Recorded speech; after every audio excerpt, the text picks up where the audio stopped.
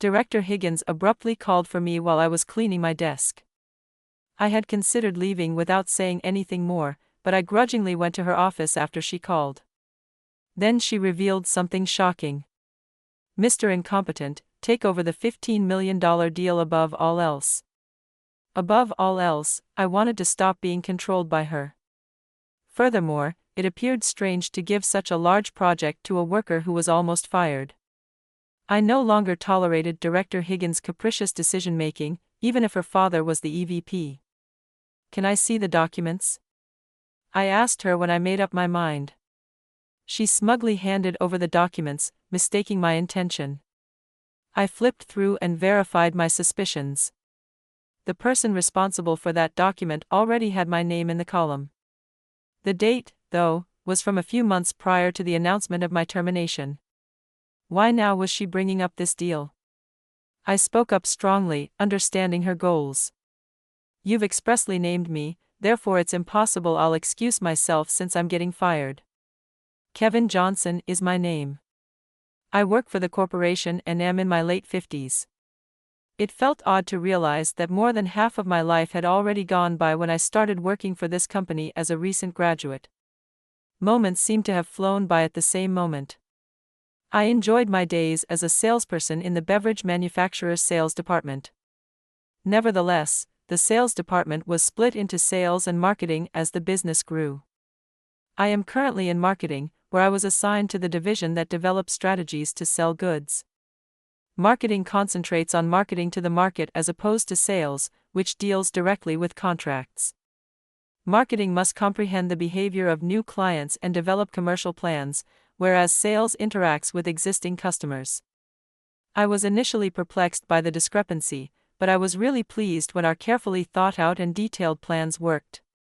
Some, however, did not sell at all, while others unexpectedly struck a different target demographic. Regardless of how much I studied the industry and advertised my products, over time, the intricacy of marketing captivated me. Despite my advanced age, as a senior member of the department, I have always made an effort to interact as much as possible with the younger staff members. They have come to speak candidly and amiably with me. I really value the relaxed and open environment where everyone is free to express their thoughts. Indeed, the young employees' perspectives are vital. Their quick grasp of trends through social media is impressive. Something becomes incredibly popular one moment and then suddenly no one talks about it anymore. Keeping up with the rapid changes and trends is a tough task at my age, but it's part of the job. An alien, who's an incomprehensible enemy, can become a helpful informant once they're on your side. Kevin, a young male employee approached me. "What's up?" I asked. "Our competitor company had a major blunder online yesterday." "Really? What happened?" I tried to keep up with the news, but I often missed smaller stories. "Seems like they messed up with their tagline," he explained, showing me the trending post. "This? Huh, really? Yeah, I saw this yesterday. This is a no-go. It's outdated, not something that would trend nowadays." As I was talking, another female employee happened to pass by and join our conversation. "So it's a no?" "Definitely a no," the two of them agreed, nodding. That was a close call. We were actually considering going in that direction with our project. Guess we should drop it then. I had decided to change the tagline for the project I was working on. It was better to go through that hassle than to face a public backlash. "That's a good idea," they agreed. "It'll definitely cause a stir." Lately, these kinds of things have received much negative attention. It's better to avoid them. Thanks to everyone, from the juniors to the mid-level employees who openly shared their opinions, our marketing department had been working in a great atmosphere without major mistakes. However, this harmonious work environment was about to change due to the personnel reassignment. Every year, our company undergoes staff reassignments, and this time was no exception.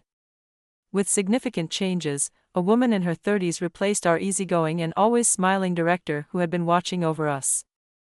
Lisa Higgins was somewhat of a celebrity.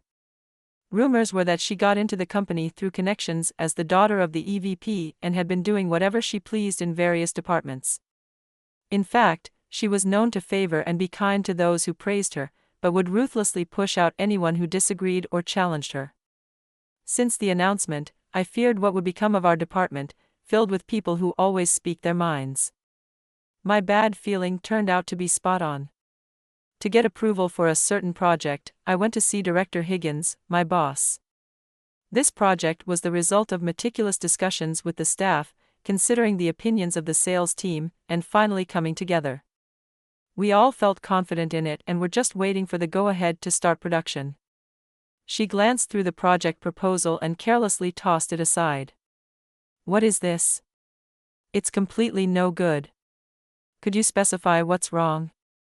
I asked, interpreting my insistence as defiance. Director Higgins glared at me sharply. "A bad project is just that bad. Redo it. Could you please advise me on which side I should start redoing it?" I asked, confused. Her response was cold and blunt. "I said the whole thing. This project is rejected." "Wait, please, can we at least discuss the content a bit more?" I pleaded, but she ignored me and walked out of her office. I had to tell everyone about getting a negative response from Director Higgins, and we set up a new project meeting. Since we had a fair amount of confidence in the previous project, the mood in the meeting room was gloomy. In the midst of this, a cheerful voice rang out, "What's with the glum faces, everyone? I've come up with a great idea." The plan she proposed was so outrageous that it was D-level. No market research had been done. Even a fresh graduate could come up with something better. We all sat stunned, listening to Director Higgins' presentation. After a while, a young male employee hesitantly raised his hand. "Sorry, but what are the persona settings for this project?" "Persona? What's that?" "I'm talking right now, so no need for your unnecessary input," she retorted and returned to her presentation. Persona, a basic marketing term, refers to a detailed and concrete image of a customer. It was evident she didn't know this. Listening to the poor presentation, everyone quietly exchanged glances. The team was confused. When she finished and asked if there were any questions, I raised my hand after some thought and spoke up clearly. "Sorry, Director, but we can't move forward with this project." Her demeanor changed instantly. "What do you mean?" "To be honest, this project is not viable as a marketing plan. Market research is crucial." At this point, Director Higgins let out an exaggerated sigh. "You don't get it." "What do I get?" I began, but Director Higgins interrupted before I could finish. "You're fired. Don't bother coming in next month." Normally, a director couldn't just fire an employee on their own, but being a connection-based hire, she must have had some influence I couldn't contend with. And so I was suddenly fired from the company I had served for over 30 years. Despite my confusion and sadness, there was no reversing the dismissal. Eventually, I decided to move on, using my remaining leave to search for a new job. I only had connections at my current workplace, but thanks to a friend who helped me out, it looked like I wouldn't miss my meals. At my age, my only concern was for the colleagues I was leaving behind. Regrettably, today was my last day. I had hoped to chat with everyone before leaving, but that didn't go as planned either. While I was tidying up my desk, Director Higgins suddenly called me. I was planning to resign without talking to her anymore, but since she summoned me, I reluctantly headed to her office. Then she dropped a bombshell. "Mr. Incompetent, take over the $15 million deal." Confused about a handover on my last day, I asked her for clarification, only to hear an unbelievable response. "I'll forget your firing ever happened for now. So, can you start on this deal right away?" Though having my dismissal reversed might seem positive, I already had another job lined up. I couldn't just ignore the arrangements made with my new employer. More than anything, I didn't want to be manipulated by her anymore. Handling a large project worth $15 million to an employee who was just fired was also somewhat strange. Even if Director Higgins' dad was the EVP, I couldn't stand her making arbitrary decisions like this anymore. I reached a decision and asked her, "Can I see the documents?" Mistaking my intent, she smugly handed them over. Flipping through, I confirmed what I had suspected. My name was already listed as the person in charge of that document. However, the date was from several months ago, before I was told I was being fired. Why was she bringing up this deal now? Understanding her intentions, I spoke up firmly. "It's impossible since you specifically named me and I'm being fired. I'll excuse myself." "What? You're turning down a $15 million project?" she exclaimed. "Yes. To be precise, I can't accept it under your leadership. I'll be handling similar projects at my new job." At my words, Director Higgins stood up abruptly, making a loud noise. Her disheveled appearance was something I had never seen before. "What do you mean?" she demanded, slamming her hand on the desk. I sighed and began explaining. "When I was fired, I first consulted a former colleague from sales. He was originally meant to join the marketing department but chose to return to sales instead. Now, he was a sales director at another beverage company. I still went out for drinks with him and valued his advice as a senior in job transitions. He listened quietly to my story, then casually offered, "Why don't you join us?" "Really? Is that okay?" I was taken aback but grateful. He seemed to be on good terms with the HR director at his company and told me he would try to talk to him. Things moved quickly from there. I never expected to transition so smoothly at this stage of my career. I had secured a job at a competing beverage company, assigned to the marketing department. It felt like a stroke of luck. During my interview, the HR director asked me something. They wanted to know if I knew about a major project that had recently started. It was a much-discussed plan to form a business alliance with a rival company. The money involved was substantial due to the alliance between rival companies. It was a hot topic in the industry, so I had heard about it. However, I didn't know the specific details. When I said so, the HR director looked puzzled. According to their records, I was involved in the project. Surprised, I instinctively said that couldn't be, but then it made sense. This project had indeed been officially brought to our company's attention. The project was initially addressed to me, but Director Higgins had covertly tried to take over, later deciding to let it go when it became too much. Her attempted usurping was bad enough, but not seeing it through was worse. Her attitude towards work infuriated me. She had likely climbed her position through power and by claiming others' achievements. Realizing how poorly she had handled the situation, I allowed another deep sigh. Director Higgins, who had been listening to me, started trembling and then shouted, "That's unacceptable. You must take this project." "But even if you say that, I had no intention of taking over." Director Higgins turned back to the staff and said, "Are you running away? If you leave, the remaining members will handle it. You are such a bastard for leaving your colleagues." Feeling like my colleagues, who had helped me so much, were being held hostage, I was lost for words. But then something happened. Everyone's attention was captured by a figure entering the office. He was a man dressed in a finely tailored suit, exuding a dignified aura. "That's enough, Lisa," he said. It was EVP Higgins, Director Higgins' dad. Director Higgins took a step back. She hadn't expected her dad to intervene. "Mr. Higgins," I was equally surprised. EVP Higgins was a man I rarely saw around the office. He rarely visited the marketing department. If ever, despite knowing it was my last day, I hadn't expected him to come. "Sorry about this, Kevin. My daughter has caused you trouble," he said apologetically. "No, I never expected you to come," I responded. "Well, I do love my daughter. I've looked the other way until now, but I thought it was too much this time. I don't even know how to begin apologizing to you." Saying that, EVP Higgins politely apologized. "Please, no need to apologize. Why are you doing this for him, Dad?" Director Higgins' expression was filled with anxiety and seemed frightened. You shouldn't say such a thing about Kevin, EVP Higgins corrected her firmly. I had a long-standing relationship with EVP Higgins from our sales days. Since he became an executive, we rarely saw each other inside the company, but he occasionally invited me for drinks.